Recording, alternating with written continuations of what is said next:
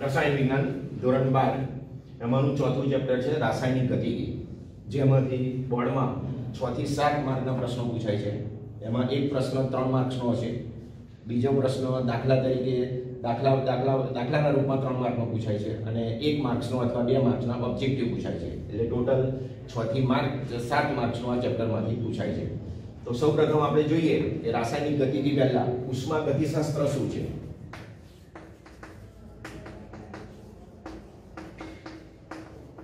તો ઉષ્મા ગતિશાસ્ત્ર એટલે શું, તેનું મહત્વ શું છે, તેની મર્યાદા શું છે. આ બંને પ્રકરણ આ બંને પ્રકરણ એકબીજાથી અલગ છે, તેમ છતાં પણ આ બંને પ્રકરણો એકબીજાને પૂરક છે. આ બંને એકબીજા સાથે સંયોજિત થયેલા છે. કેવી રીતે? તો કે સૌપ્રથમ આપણે જોઈએ કે ઉષ્મા ગતિશાસ્ત્ર તો બે પ્રક્રિયકો A અને B, આ બંને બે પ્રક્રિયકો છે, બંને વચ્ચે રાસાયણિક પ્રક્રિયા થઈ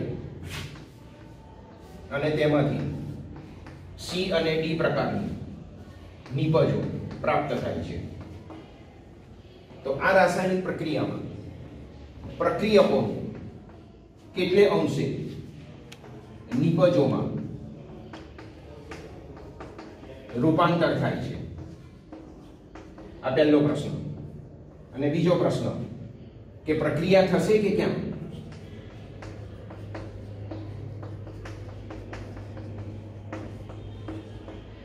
આ બંને પ્રશ્નોના ઉત્તર આપતું જે શાસ્ત્ર તેને ઉષ્મા ગતિશાસ્ત્ર તરીકે ઓળખવામાં આવે છે. રાસાયણિક પ્રક્રિયા થશે કે કેમ, અને જો રાસાયણિક પ્રક્રિયા શક્ય હોય તો નિપજોમાં કેટલા પ્રમાણમાં પ્રક્રિયકોનું કેટલે અંશે નિપજોમાં રૂપાંતર થાય. આ બંને પ્રશ્નોના ઉત્તર આપતું જે શાસ્ત્ર તેને ઉષ્મા ગતિશાસ્ત્ર તરીકે ઓળખવામાં આવે છે. આ ઉષ્મા ગતિશાસ્ત્ર પરથી કઈ માહિતી મેળવી શકાતી નથી.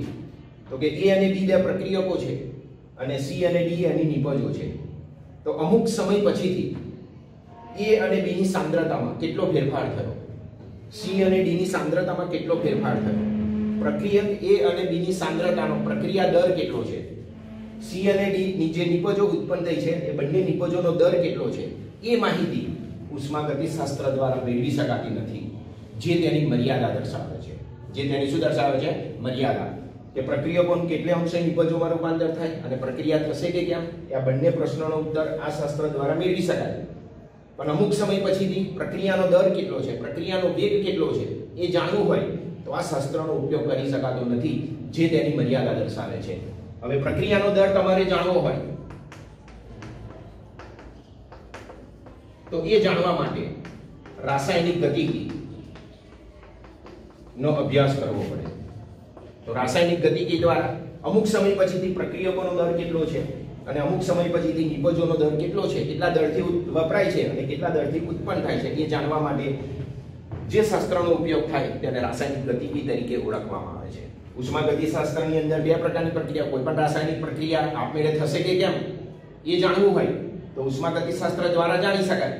અને એ જાણવા માટે તમે ધોરણ 11 માં ઉષ્મા ગતિશાસ્ત્રનો અભ્યાસ કર્યો, જેમાં બે વિધેયો છે, એક એન્ટ્રોપી અને બીજું વિધેય છે મુક્ત ઉર્જા. આ બંને વિધેયોને આધારે કોઈ પણ રાસાયણિક પ્રક્રિયા આપમેળે થશે કે કેમ તે જાણી શકાય. એન્ટ્રોપીને આધારે કેવી રીતે જાણી શકાય? તો કે પ્રણાલીની એન્ટ્રોપીમાં થતો ફેરફાર અને પર્યાવરણની એન્ટ્રોપીમાં થતો ફેરફાર, આ બંનેનો આપણે સરવાળો કરીએ અને એનું મૂલ્ય જો ધન મળે, એનું મૂલ્ય જો પોઝિટિવ આવે તો એના ઉપરથી આપણે કહી શકીએ કે આ રાસાયણિક પ્રક્રિયા આપમેળે થશે. રાસાયણિક પ્રક્રિયા આપમેળે થશે. એની બીજી શરત છે કે પ્રણાલીની એન્ટ્રોપીમાં થતો ફેરફાર અને પર્યાવરણની એન્ટ્રોપીમાં થતો ફેરફાર, આ બંનેનો આપણે સરવાળો કરીએ અને એનું મૂલ્ય આપણને ઋણ મળે, માઇનસમાં આવે તો આપણે નક્કી કરી શકીએ કે આ રાસાયણિક પ્રક્રિયા આપમેળે થશે નહીં. અને એની ત્રીજી શરત છે આપમેળે થતી પ્રક્રિયાની આ લાક્ષણિકતા દર્શાવજો. ઉષ્મા ગતિશાસ્ત્રને આધારે આપમેળે થતી પ્રક્રિયાની લાક્ષણિકતાઓ કઈ? તો એની લાક્ષણિકતા પહેલી છે કે પ્રણાલીની એન્ટ્રોપીમાં થતો ફેરફાર અને પર્યાવરણની એન્ટ્રોપીમાં થતો ફેરફાર, બંનેનો સરવાળો કરવાનો એટલે ડેલ્ટા એસ ટોટલ મળે અને ટોટલનું મૂલ્ય ધન આવે ગ્રેટર ધેન 0, તો એ રાસાયણિક પ્રક્રિયા આપમેળે થાય છે તેવું કહી શકાય. એની બીજી શરત, પ્રણાલીની એન્ટ્રોપીમાં થતો ફેરફાર અને પર્યાવરણની એન્ટ્રોપીમાં થતો ફેરફાર બંનેનો સરવાળો કરીએ, ડેલ્ટા એસ ટોટલનું મૂલ્ય ઋણ મળે, લેસ ધેન 0 મળે, તો એ રાસાયણિક પ્રક્રિયા આપમેળે થશે નહીં. અને ત્રીજી શરત, ડેલ્ટા એસ પ્રણાલી અને ડેલ્ટા એસ પર્યાવરણ આ બંનેનો આપણે સરવાળો કરીએ અને એનું મૂલ્ય જો 0 મળે તો એ પ્રક્રિયા સંતુલન સ્થિતિમાં છે તેવું કહી શકાય. સંતુલન સ્થિતિ. સંતુલન સ્થિતિ એટલે શું? તો કે બંને પ્રક્રિયકો અને એમાંથી ઉત્પન્ન થતી નિપજો, પ્રક્રિયકોનું જેટલું નિપજોમાં રૂપાંતર થવાનું હોય એટલું થઈ જાય. પછી એને એવી જે પ્રક્રિયા એને પુરોગામી પ્રક્રિયા કહેવાય. C અને D નું પાછું A અને D માં રૂપાંતર થાય એને પ્રતિગામી પ્રક્રિયા કહેવાય.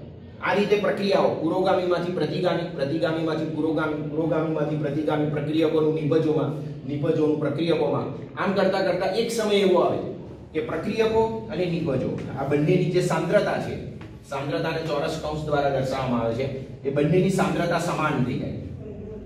અને સાંદ્રતા જ્યારે સમાન થાય ત્યારે રાસાયણિક પ્રક્રિયા સ્ટોપ થઈ જાય. રાસાયણિક પ્રક્રિયા આગળ ચાલે નહીં. પ્રક્રિયકોનું નિપજોમાં પણ રૂપાંતર ના થાય, નિપજોનું પ્રક્રિયકોમાં પણ રૂપાંતર ના થાય, પ્રક્રિયા અટકી જાય. એવા સમયે પ્રક્રિયકો અને નિપજો આ બંનેની સાંદ્રતા સમાન થઈ જાય. આ સાંદ્રતા દર્શાવવા માટેની નિશાની છે ચોરસ કૌંસ. તો પ્રક્રિયકોની સાંદ્રતા અને નિપજોની સાંદ્રતા સમાન થઈ ગઈ તે વખતે પ્રક્રિયકોનું નિપજોમાં રૂપાંતર થતું નથી, નિપજોનું પ્રક્રિયકોમાં રૂપાંતર થતું નથી, રાસાયણિક પ્રક્રિયા સ્ટોપ થઈ જાય છે, અટકી જાય છે. તો એવી જે સ્થિતિ, એવી સ્થિતિને દર્શાવવા માટે આ સંજ્ઞાનો ઉપયોગ કરવામાં આવે છે. અને આ જે સંજ્ઞા છે તેને સંતુલન સ્થિતિ તરીકે ઓળખવામાં આવે. એટલે કે પુરોગામી પ્રક્રિયાનો વેગ અને પ્રતિગામી પ્રક્રિયાઓનો વેગ બંને વેગ સરખા થઈ જાય. પુરોગામી પ્રક્રિયાના વેગને Vf તરીકે ઓળખવામાં આવે અને પ્રતિગામી પ્રક્રિયાના વેગને Vr તરીકે ઓળખવામાં આવે. અને બંને પ્રક્રિયાઓના વેગ જ્યારે સમાન થાય ત્યારે પ્રક્રિયકો અને નિપજોની સાંદ્રતાના મૂલ્યો સમાન થઈ જાય. એવા સમયે રાસાયણિક પ્રક્રિયા આગળ ચાલતી નથી, અટકી જાય છે. તે વખતે પ્રક્રિયકો અને નિપજોની સાંદ્રતા સમાન થાય અને એવી સ્થિતિને સંતુલન સ્થિતિ કહેવાય. તો પ્રક્રિયા સંતુલન સ્થિતિ ક્યારે પ્રાપ્ત કરે? તો કે પ્રણાલીની એન્ટ્રોપીમાં થતો ફેરફાર અને પર્યાવરણની એન્ટ્રોપીમાં થતો ફેરફાર બંનેનો સરવાળો કરીએ અને એનું મૂલ્ય જ્યારે 0 મળે તો આપણે નક્કી કરી શકીએ કે આ રાસાયણિક પ્રક્રિયા સંતુલન સ્થિતિમાં છે.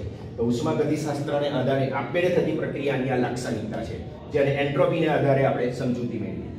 એ જ રીતે મુક્ત ઉર્જાને આધારે, મુક્ત ઉર્જાને દર્શાવવા માટે ની 3 શરતો. એમાં પહેલી શરત ડેલ્ટા G, મુક્ત ઉર્જાનો ફેરફાર, અને એનું મૂલ્ય જો આપણને ઋણ મળે તો એ રાસાયણિક પ્રક્રિયા આપમેળે થાય છે તેવું કહી શકાય. એની બીજી શરત ડેલ્ટા G નું મૂલ્ય પ્લસ આવે, ધન મળે, તો એ રાસાયણિક પ્રક્રિયા આપમેળે થતી નથી.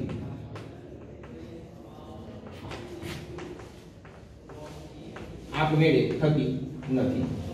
અને ત્રીજી શરત ડેલ્ટા G નું મૂલ્ય 0 મળે તો એ પ્રક્રિયા સંતુલન સ્થિતિમાં છે તેમ કહી શકાય.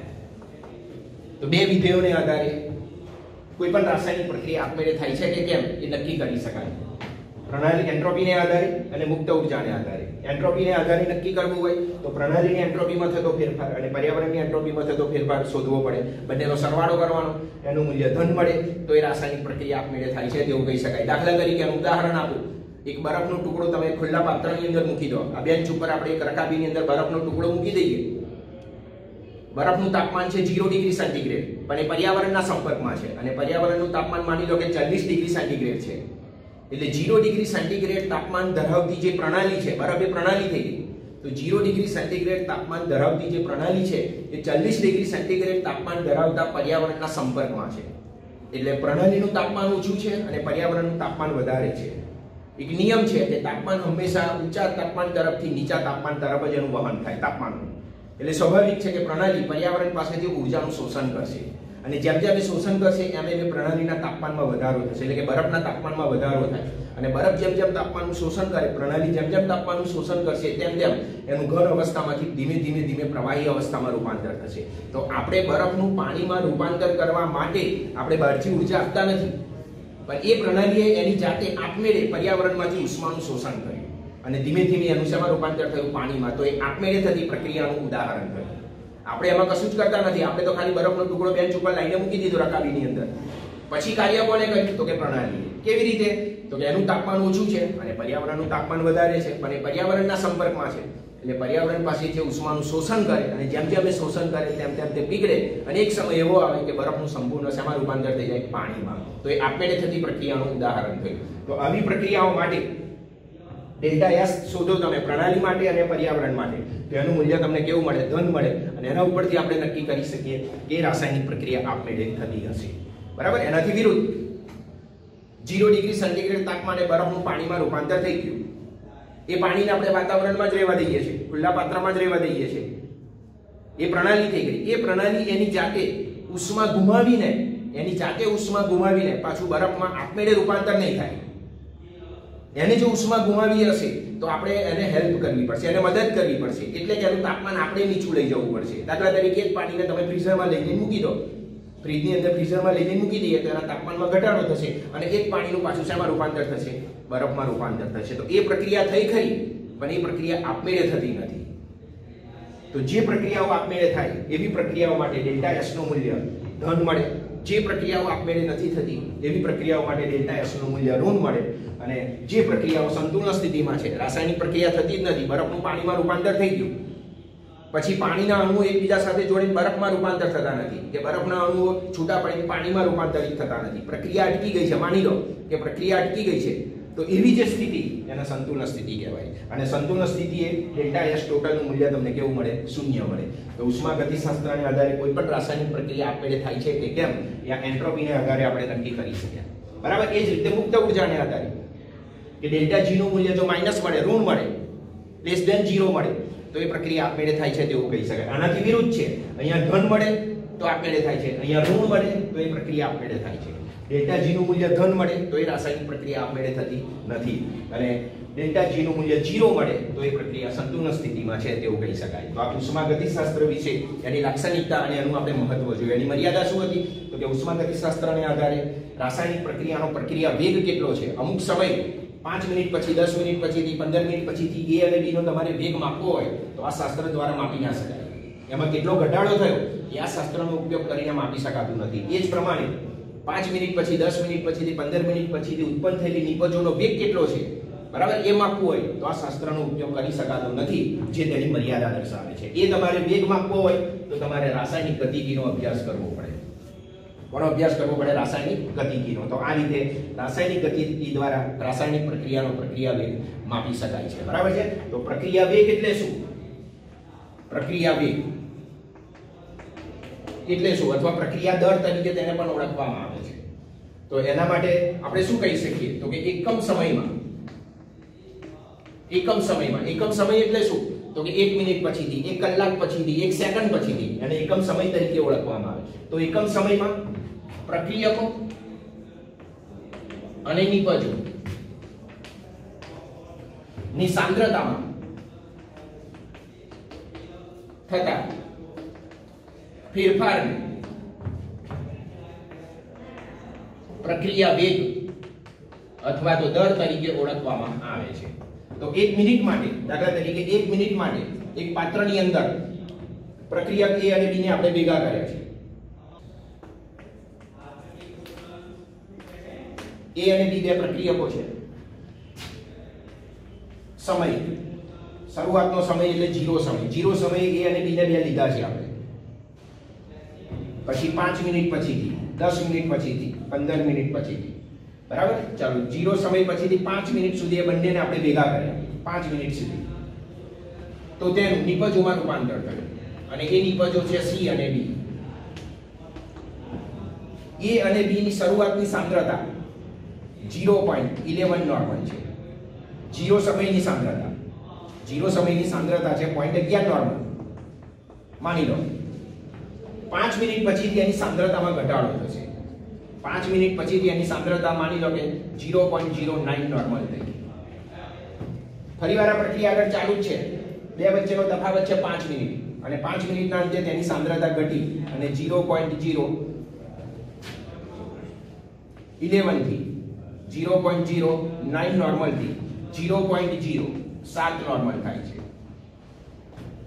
પછી ફરી 5 મિનિટ પછીથી એની સાંદ્રતા 0.05 નોર્મલ થાય છે. પછી 5 મિનિટ પછીથી એની સાંદ્રતા 0.03 નોર્મલ થાય છે. તો આના પરથી જ આપણે કહી શકીએ કે બંને વચ્ચે તફાવત છે 5 મિનિટનો અને 5 મિનિટના અંતરે પ્રક્રિયકો A અને B ની સાંદ્રતા, નિપજો A અને B ની સાંદ્રતા આ બંને આપણે માપીએ છીએ. આની સાંદ્રતાની અંદર શું થશે? ઘટાડો થશે. અને આની સાંદ્રતાની, કારણ કે પ્રક્રિયકો પ્રક્રિયામાં વપરાય, ધ્યાન રાખજો, પ્રક્રિયકો હંમેશા પ્રક્રિયામાં વપરાય છે અને જે નિપજો છે એ પ્રક્રિયામાં હંમેશા ઉત્પન્ન થાય છે.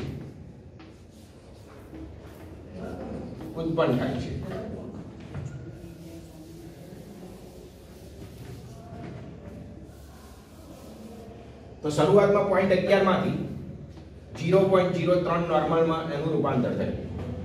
પછી સમય વધ્યો એમ સાંદ્રતા વધતી ગઈ. 5 નોર્મલ, 0.07 નોર્મલ, 0.09 નોર્મલ અને 0.1 નોર્મલ.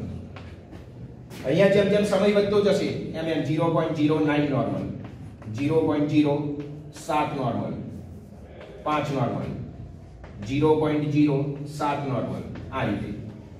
તો સમય વધ્યો તો સાંદ્રતા ઘટી, સમય વધ્યો તો અહીંયા સાંદ્રતામાં વધારો થાય છે, સાંદ્રતા વધે છે, અહીંયા ઘટે છે. તો આવું કેમ થયું? તો કે સરખા દરથી જ પ્રક્રિયકોનું નિપજોમાં રૂપાંતર થાય. એક સરખા દરથી પ્રક્રિયકોનું નિપજોમાં શું થાય છે? રૂપાંતર થાય છે.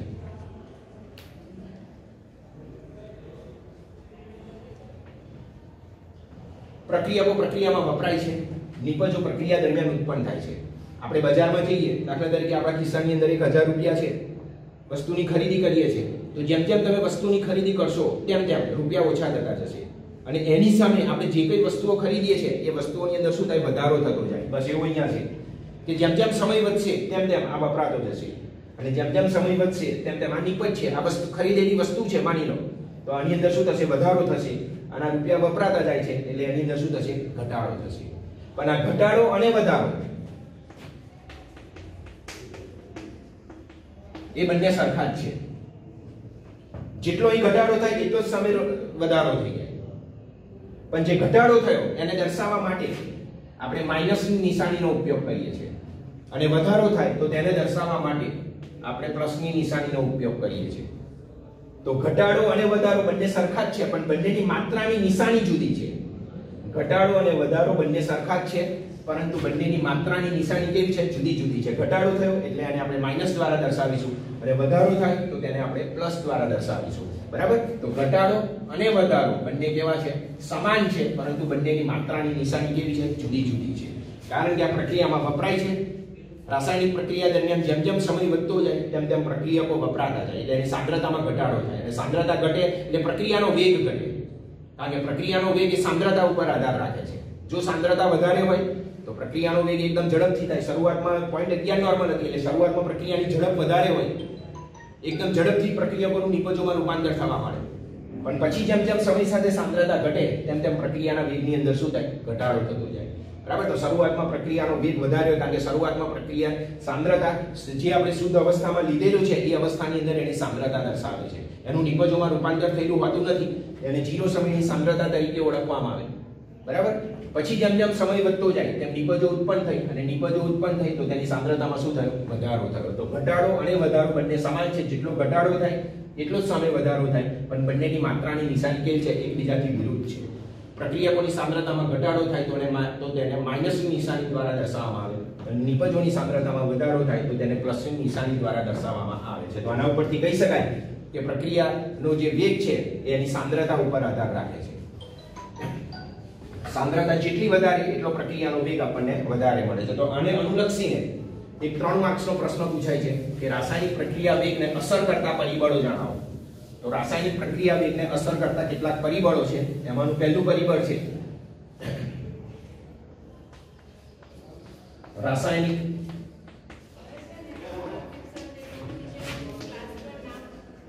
પ્રક્રિયા વેગને અસર કરતા પરિબળો.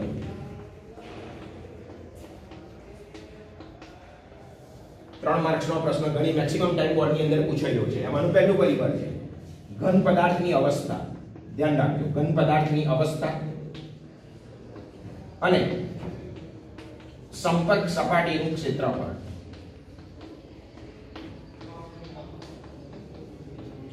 ઘન પદાર્થની અવસ્થા અને સંપર્ક સપાટીનું ક્ષેત્રફળ.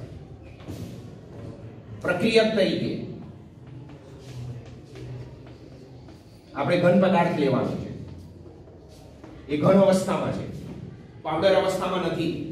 એ ટોટલી ઘન અવસ્થામાં છે. દાખલા તરીકે લાકડાનો ટુકડો, લોખંડનો ટુકડો,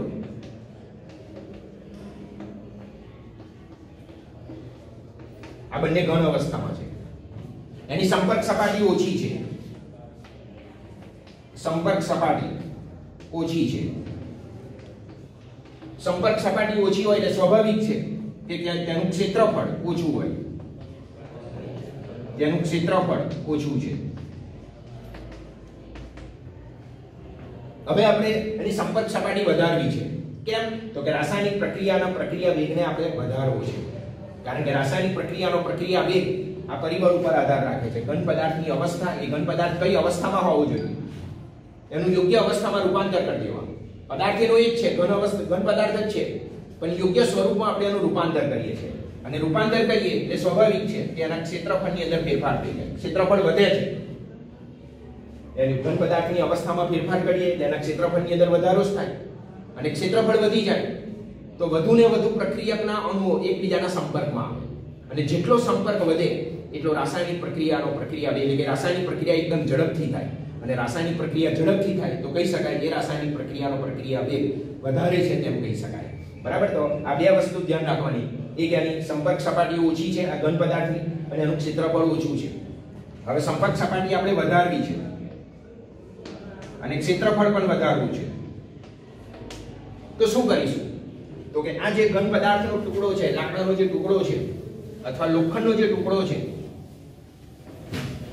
એનું પાવડર અવસ્થામાં આપણે રૂપાંતર કરી દઈએ. આ જે લાકડાનો ટુકડો છે એનું વેરમાં રૂપાંતર કરવું છે. વેર એટલે બારીક પાવડર. અને જે લોખંડનો ટુકડો છે એનું બારીક પાવડરમાં રૂપાંતર કરવું છે. તો વેર અથવા બારીક પાવડરમાં રૂપાંતર કરીશું એટલે એની અવસ્થા બદલાઈ ગઈ. અવસ્થા બદલાઈ ગઈ.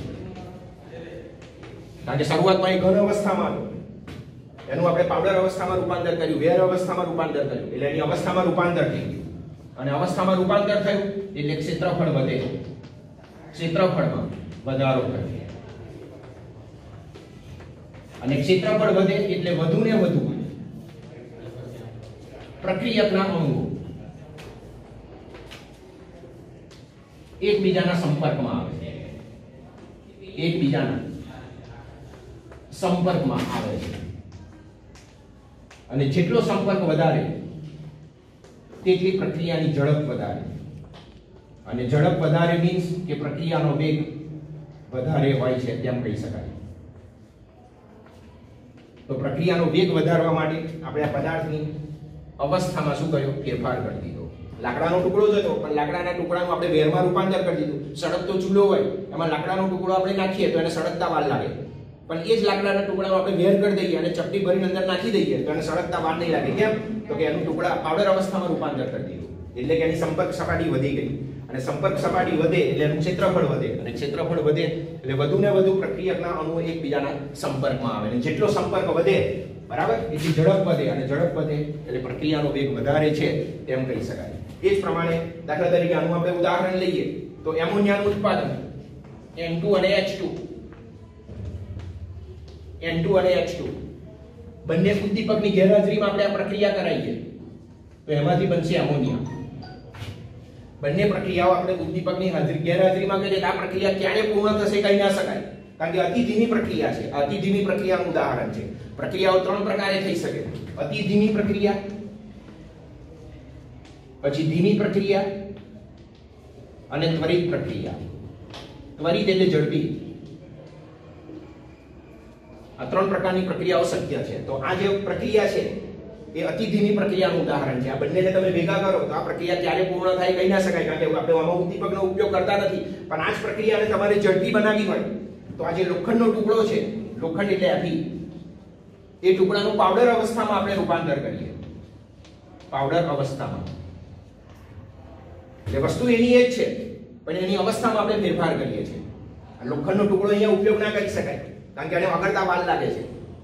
પણ એ જ લોખંડના ટુકડાનો આપણે પાવડર અવસ્થામાં રૂપાંતર કરી દઈશું તો તેની અવસ્થા બદલાઈ ગઈ, અને અવસ્થા બદલાય તો એની ઝડપ વધારે હોય, અને ઝડપ વધારે હોય તો પ્રક્રિયાનો વેગ આપણને કેવો મળે? વધારે મળે. એટલે કે આ જે પ્રક્રિયા છે એ લોખંડના પાવડરની અવસ્થામાં 3 કે 4 મિનિટની અંદર પૂર્ણ થઈ જાય, અને એની ગેરહાજરીમાં આ પ્રક્રિયા 1 કલાકનો પણ સમય લઈ શકે કે 2 કલાકનો પણ સમય લઈ શકે. એટલે સંતુલન સ્થિતિ સ્થાપવા માટેનો જે જરૂરી સમય છે એ સમયને આનો ઉદ્દીપક તરીકે ઉપયોગ કરવામાં આવે. ઉદ્દીપક ઘટાડે છે. ઉદ્દીપકનું કાર્ય થયું.